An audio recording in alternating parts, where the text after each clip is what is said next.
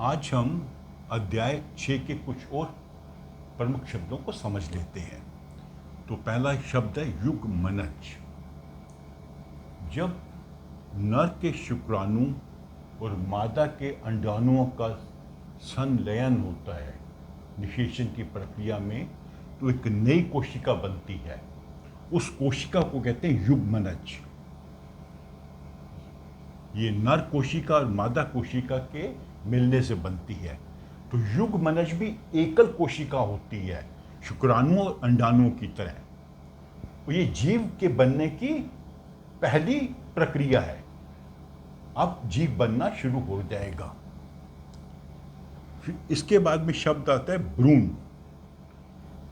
युगमनज जब विकसित होता है तो कई कोशिकाओं का बन जाता है। तो कई कोशिकाओं के समूह को हम कहते हैं भ्रूण।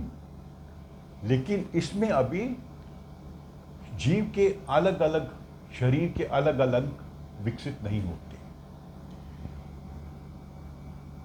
गर्भ। जब भ्रूण में अलग अलग अंग विकसित हो जाएं और पहचाने जा सकें, उस अवस्था की, भ्रूण की उस अवस्था को हम कहते हैं गर्भ। तो ये युगमनज एकल कोशिका है जो शुक्राणु और अंडाणुओं के संलयन से बनती है। भ्रूण कई कोशिकाओं का बना होता है, लेकिन उसमें अभी शरीर के अलग अलग अंग विकसित नहीं हुए हैं।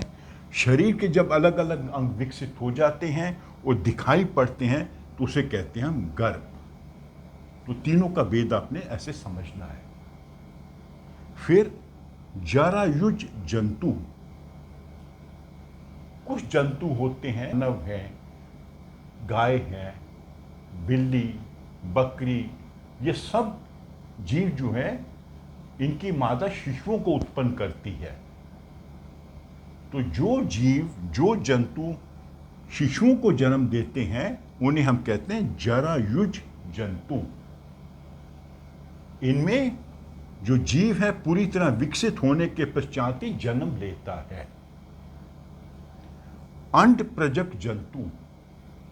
कुछ जंतु होते हैं जो अंडा देते हैं। अधिकांश पक्षी सब अंडे देते हैं।